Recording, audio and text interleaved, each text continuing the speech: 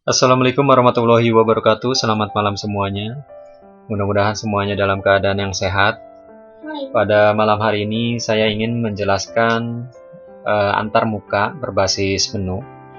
Jadi pada software-software itu terdapat menu-menu yang sebetulnya menu-menu itu digunakan untuk mempermudah user dalam mengakses suatu halaman ya, atau mungkin suatu pengaturan ya. Jadi pada menu-menu pun itu terdapat pilihan-pilihan. Jadi kita simak materi malam hari ini.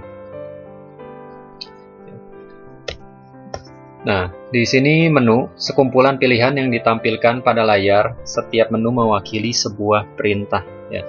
Jadi pada aplikasi-aplikasi yang sudah ada maupun yang mungkin ingin dibuat oleh programmer, itu kita harus mendesain terlebih dahulu ya, dan merencanakannya ya. Untuk menu itu posisinya seperti apa, kemudian bagian-bagiannya apa saja ya, itu harus dipikirkan terlebih dahulu. Nah, di sini sebetulnya sih salah satunya adalah pada PowerPoint di sini. Ini terdapat beberapa menu ya, terdapat beberapa menu pilihan. Nah, masing-masing menu ini mewakili bagian-bagian atau fungsi-fungsinya tersendiri. Seperti bagian home itu terdapat pengaturan tentang font, kemudian paragraf ya di sini. Paragraf ini untuk perataan tengah, kiri, kanan, atau mungkin berhubungan dengan bulleting and numbering yang ada di sini. Kemudian insert ini untuk menambahkan sesuatu objek pada halaman atau mungkin slide yang ada di PowerPoint ini. Jadi kita pun kalau misalnya ingin membuat suatu aplikasi ya, yang tujuannya adalah untuk mempermudah pengguna atau user yang di dalam bekerja, otomatis kita harus memahami kenyamanan atau mungkin keinginan-keinginan user tersebut. Nah, kemudian yang kedua adalah pengguna memilih sebuah perintah dari sejumlah perintah yang disusun ke dalam sejumlah menu dan melihat pengaruhnya. Jadi pada setiap menu-menu ini dia nanti ada suatu pilihan-pilihan ya. Pilihan-pilihan tersebut sebetulnya sih bisa pilihan, bisa juga menuju ke lokasi yang lain. Lokasi yang lain itu maksudnya adalah ke link yang lain. Salah satu contohnya mungkin pada website ya. Pada website itu terdapat beberapa menu yang nantinya menuju target halaman yang lain. Di sini mungkin salah satu contohnya mungkin Kompas ya. Saya cari.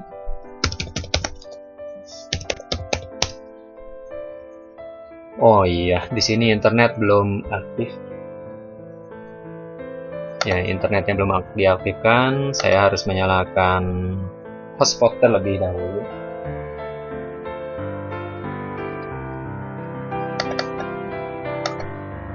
Ya. Oke, sudah connect ya.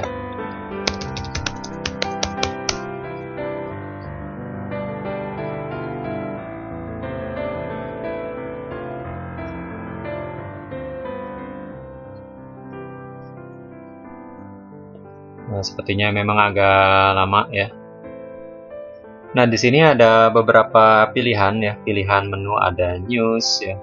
Kemudian ada trend, health, berhubungan dengan kesehatan, berhubungan dengan kuliner, di sini makanan-makanan. Ya. Ini menu-menu ini yang nantinya terdapat beberapa pilihan lagi ya. Di sini mungkin berhubungan dengan resep ya. Di sini ada resep, kemudian galeri, atau mungkin makanan-makanan yang terbaru yang lainnya seperti itu. Jadi sebetulnya kita saat klik mungkin salah satu link tersebut di bagian menu ini. Jadi sebetulnya sih kalau misalnya menu ya, di sini ada bagian mungkin submenu juga di sini. Ya. Ini ada menu dan kemudian ada submenu. Mungkin saya klik pada galeri ya. Apakah yang muncul ya, pada bagian galeri?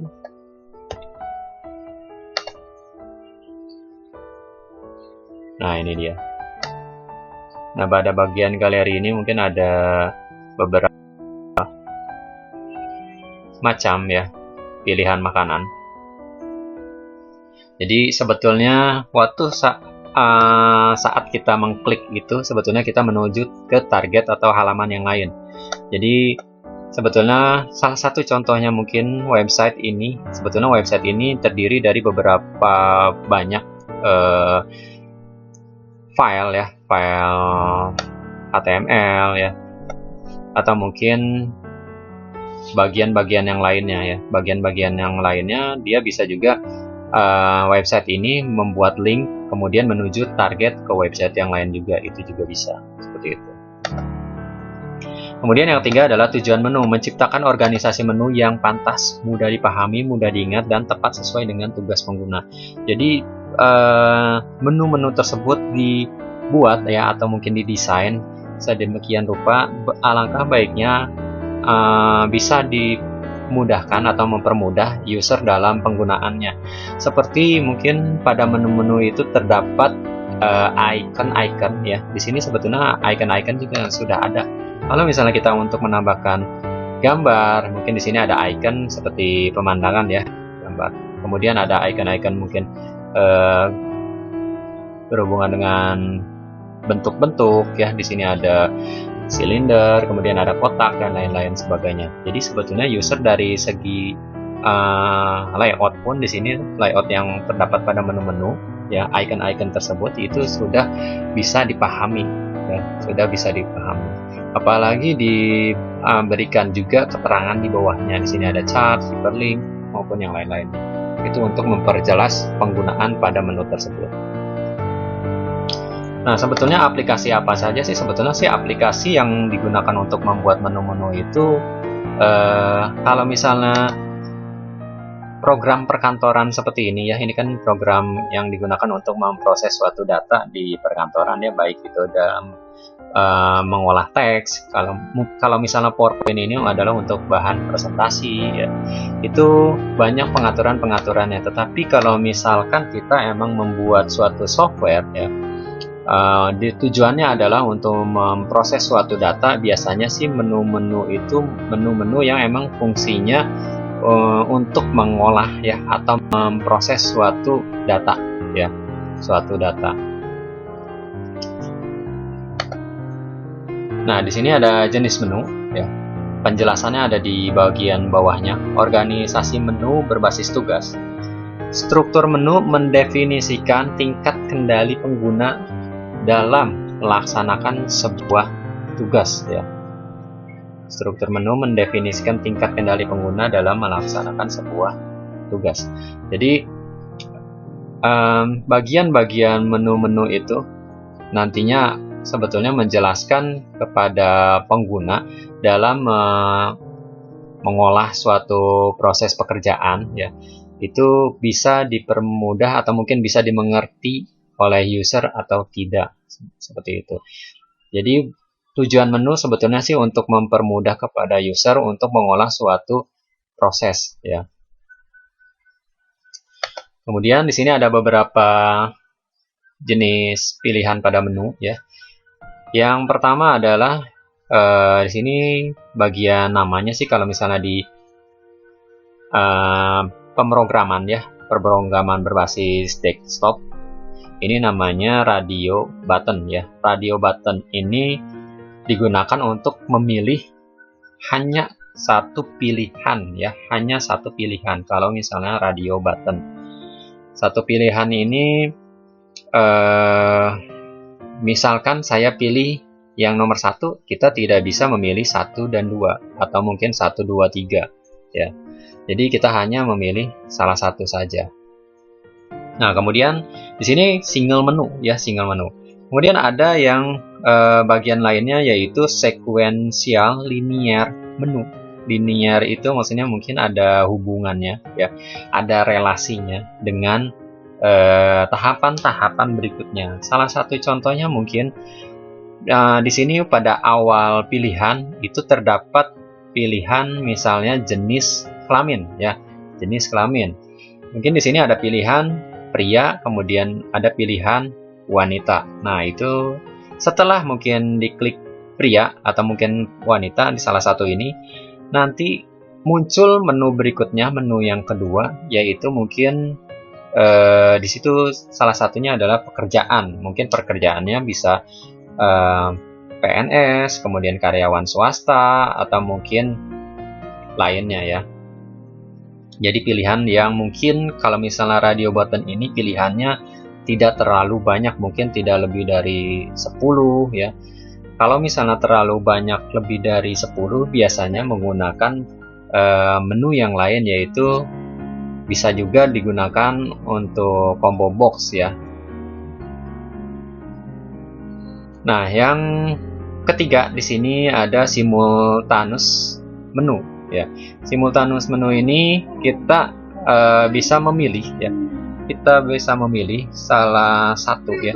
Kemudian kalau misalnya di sini alternatif satu, kalau misalnya saya pilih nomor satu, misalnya nomor satu ini ternyata tidak bisa digunakan ya, misalnya tidak bisa digunakan atau mungkin tidak tersedia, nanti ada pilihan berikutnya ya.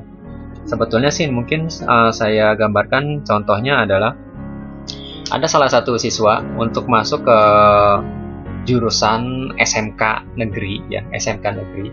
Jika salah satu pilihan ini ya, salah satu misalnya alternatif satu pilihnya adalah jurusan rekayasa perangkat lunak atau RPL ya di SMK. Kalau misalkan dia tidak lolos ya di jurusan tersebut, mungkin dari segi nilai banyak teman-temannya atau mungkin kompetitornya nilainya lebih tinggi. Nah, di alternatif kedua mungkin ada jurusan lain ya, ada jurusan lain misalnya teknik komputer dan jaringan ya, dan yang lain-lainnya, ada TBSM ya, kemudian ada akuntansi ya. Nah, di sini mungkin si anak tersebut nilainya cocok atau mungkin masuk di sini karena nilai-nilai yang siswa-siswa yang masuk ke jurusan teknik komputer jaringan tersebut banyak yang tidak tinggi mungkin nilainya ya. Jadi mungkin dia bisa masuk di alternatif kedua ini ya. Nah, kemudian yang nomor 8 di sini ada hierarchical or sequential menu ya. Menu, kalau misalnya menu 1 diklik nanti terdapat beberapa pilihan ya, terdapat beberapa pilihan. Kemudian kalau misalnya klik salah satu lagi nanti ada beberapa pilihan lagi. Jadi ibaratnya ini menu tersebut dia bercabang ya, bercabang, bisa terdapat beberapa menu lagi kalau misalnya kita mengklik menu tersebut. Kemudian ada yang namanya connected menu. Connected menu ini satu menu ini mungkin bisa terhubung ke menu yang lainnya, misalnya yang ini, kemudian bisa ke menu 4, bisa ke menu 7 ya. Jadi bisa kembali ke menu-menu yang lain ya. Salah satu contohnya mungkin saya praktekkan pada PowerPoint ini ya. Pada PowerPoint ini mungkin saya ingin menambahkan slide kosong. Di sini blank ya, blank slide. Di sini saya tambahkan insert, kemudian save. Saya pilih rounded rectangle ya, rounded rectangle. Ya, seperti ini. Kemudian saya klik kanan, format ya, no fill, tanpa tapi mungkin pakai warna juga nggak apa-apa sih ya, mungkin lebih bagus ya, seperti ini. Atau warnanya orange, coba kalau orange, nah mungkin lebih ngejreng ya. Kemudian saya tambahkan teks di dalamnya, klik kanan edit text. Sini adalah misalnya jenis menu. Jenis menu. Saya bold ya. Saya perbesar dan warnanya adalah misalnya hitam ya. Ini saya copy, kemudian paste. Kemudian saya paste lagi ya. Mungkin di sini terdapat beberapa menu ya. Ini di sini jenis menu, kemudian saya mau organisasi menu ya. Mau membuat sesuai slide yang ada. Ya. Subjudul slide yang ada. Organisasi menu.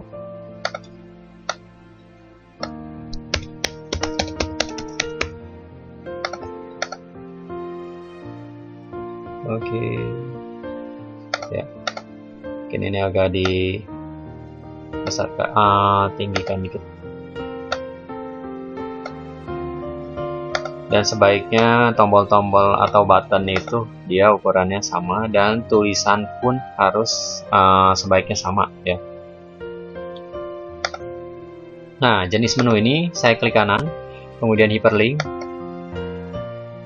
Saya pilih place in this document. Place in this document itu maksudnya pada slide yang ada. Ya. Di sini ada jenis menu. Kenapa di sini muncul, di slide-slide yang lain tidak muncul? Karena pada slide ini menggunakan title slide ya, title slide yang ada di sini ya pilihannya. Jadinya dia nanti ditampilkan ya, seperti itu. Nah, oke, kemudian organisasi menu, klik kanan, hyperlink, organisasi menu. Kemudian yang mungkin satu lagi menu tunggal ya. Menu tunggal ini saya delete.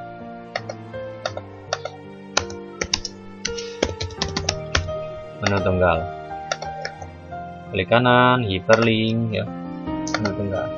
Nah, untuk membuat tombol kembali ya, tombol kembali mungkin sebetulnya sih bisa tombol apa saja bentuknya kita buat.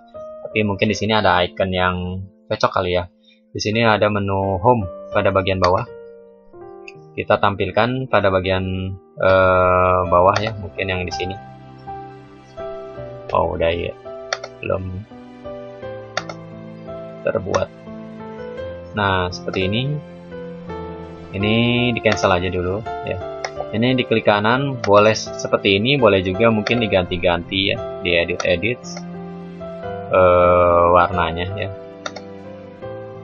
Nah, ini mungkin buat tombol kembali. Ini saya klik kanan, kemudian edit hyperlink. Kemudian di sini adalah pilihnya misalnya slide nanti mau kemana ya? Pada slide kedua ya, slide kedua ini ke menu-menu. Nanti kembali lagi ke sini. Kemudian oke. Ini kita copy aja ya ke slide-slide yang ada di sini. Nanti dia akan sesuai dengan posisinya, yaitu posisi di kanan bawah. Ya, kanan bawah.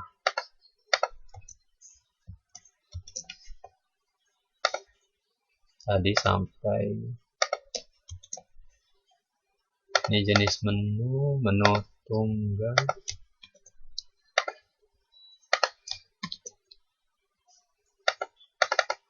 Ya, mungkin udah ya. Nah, contohnya mungkin saya jalankan. Ya. Kemudian saya ingin mau ke jenis menu. Nah, jenis menu nanti klik tanda panah bawah atau enter ya. Nah, seperti itu. Ya, kalau misalnya seperti ini, bisa lagi kembali ke menu utama, mau ke organisasi menu. Nah, ini organisasi menu. Mungkin nanti di bagian bawahnya ada penjelasannya. Menu utama lagi, menu tunggal. Nah, ini menu tunggal ya, nanti di bawahnya ada penjelasannya mungkin ya. Seperti itu ya. Jadi itu connected menu. Jadi nanti bisa ke banyak menu ngelinknya ya, seperti itu. Nah, berikutnya adalah menu tunggal. Menu tunggal ini hanya boleh memilih satu pilihan dari dua pilihan. Biasanya ini kalau misalnya kita ingin mendelete suatu file ada dua pilihan, atau kita ingin memindahkan file tersebut ke recycle bin. Cara memindahkan sih sebetulnya ditekan delete di keyboard ya, bagian atas itu nanti akan memindahkan ke recycle bin. Tapi kalau misalkan kita ingin menghapus suatu file secara permanen, caranya adalah dengan cara tekan shift kemudian delete. Nanti dia akan muncul pilihan apa kamu yakin ingin menghapus secara permanen file ini atau mungkin folder ini, yes. Nanti dia di recycle bin pun tidak ada, seperti itu. Nah, yang berikutnya adalah menu tunggal dengan banyak pilihan. Dengan banyak pilihan ini terdapat beberapa pilihan. Dia tidak cuma dua, dia lebih dari dua. Ya, seperti salah satu contohnya pilihan di sini sebetulnya ada radio button ya. Radio button ini mungkin ada pilihan ya.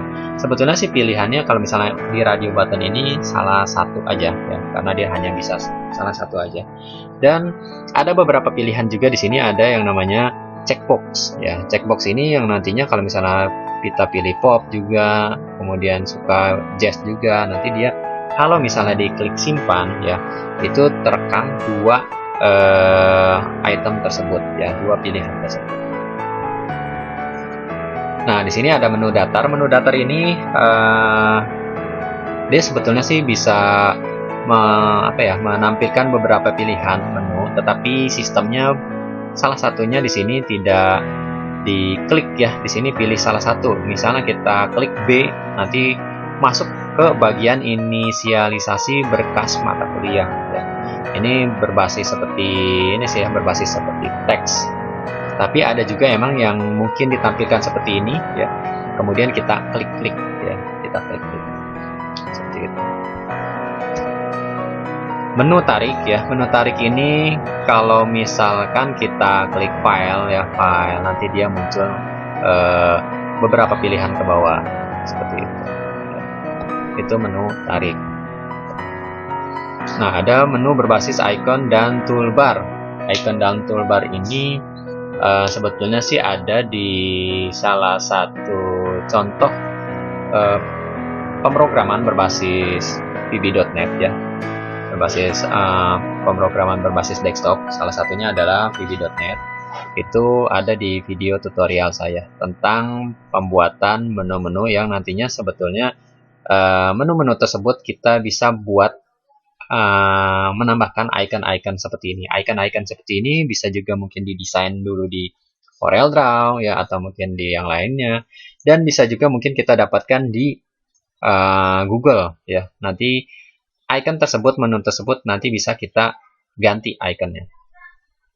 Itu ada di video tutorial saya ya. Nah, coba kita lihat ya, YouTube. Nah, di sini kayaknya sih internetnya kurang begitu cepat karena kuotanya memang tinggal dikit lagi ya, kurang dari 1 giga.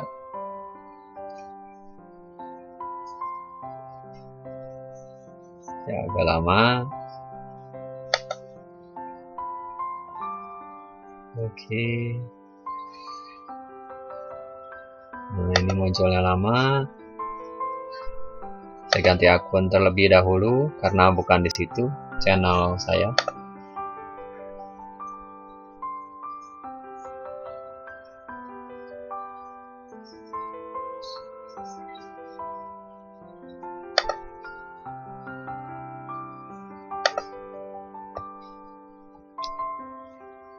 Nah,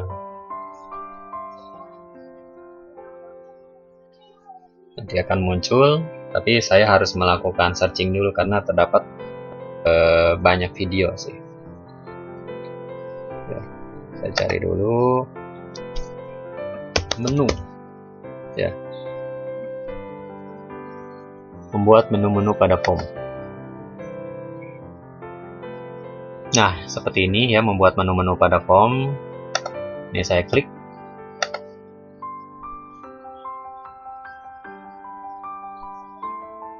Sedang loading.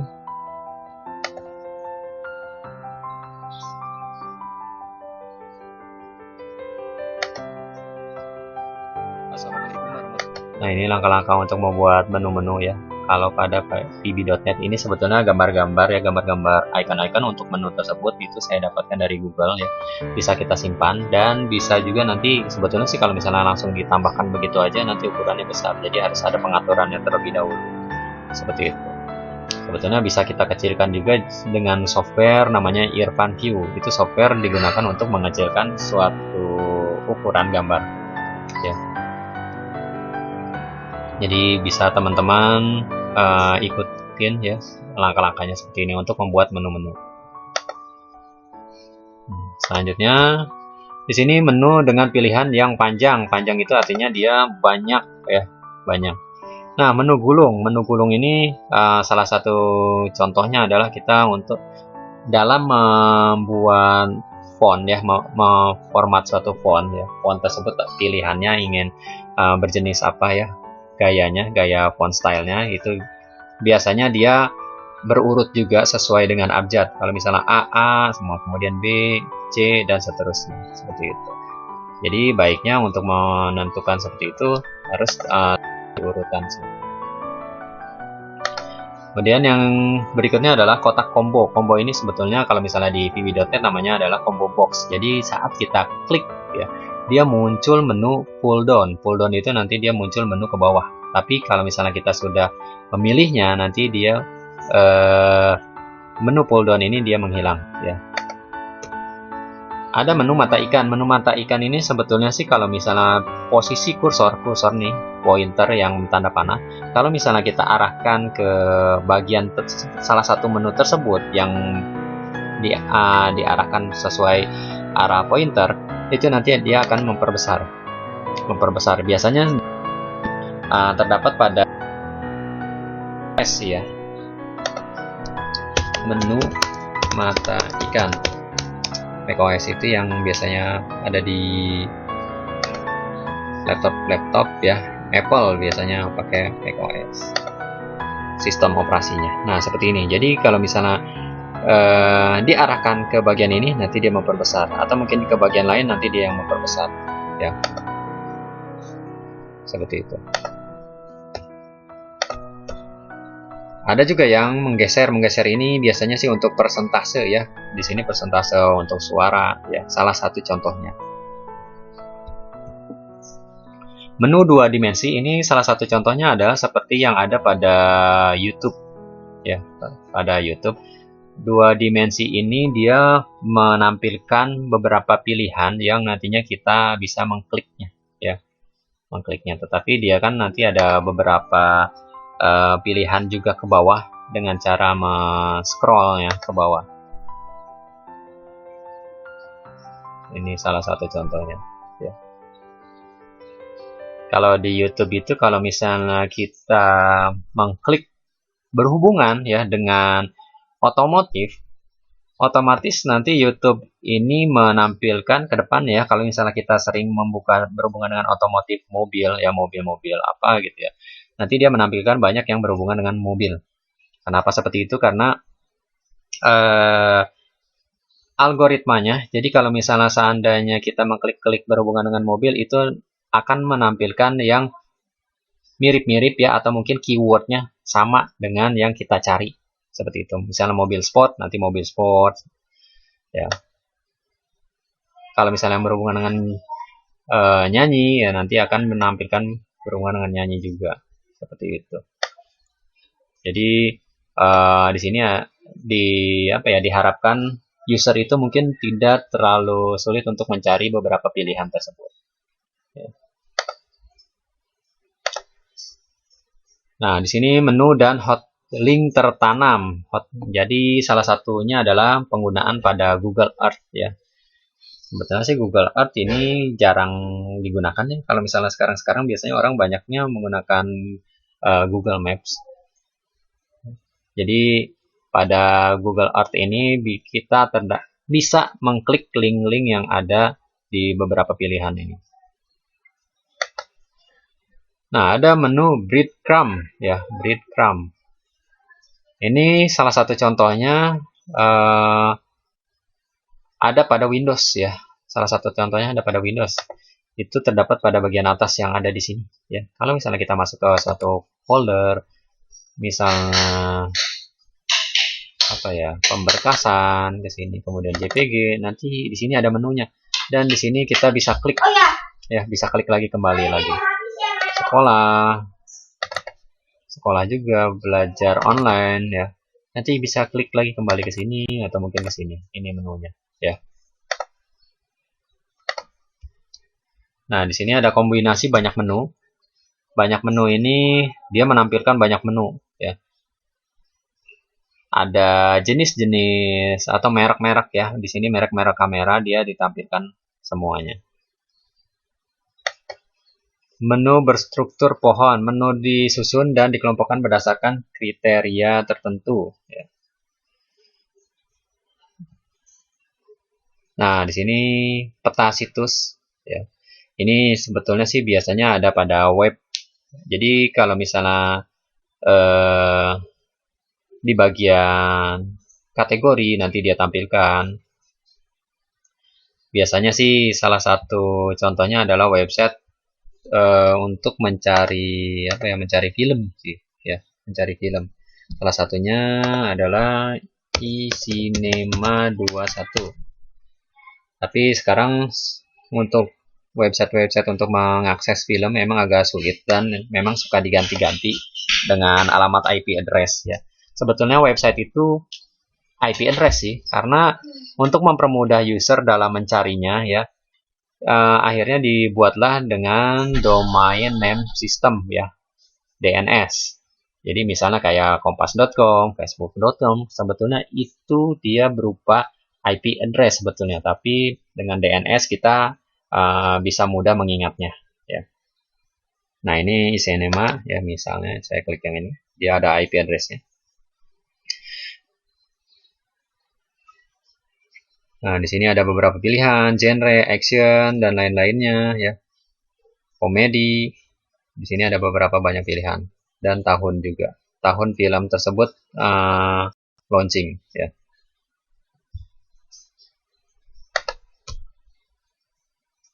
Nah, cara mengorganisir pilihan. Jadi sebetulnya kalau misalnya kita untuk membuat menu-menu itu baiknya sih mengurut ya.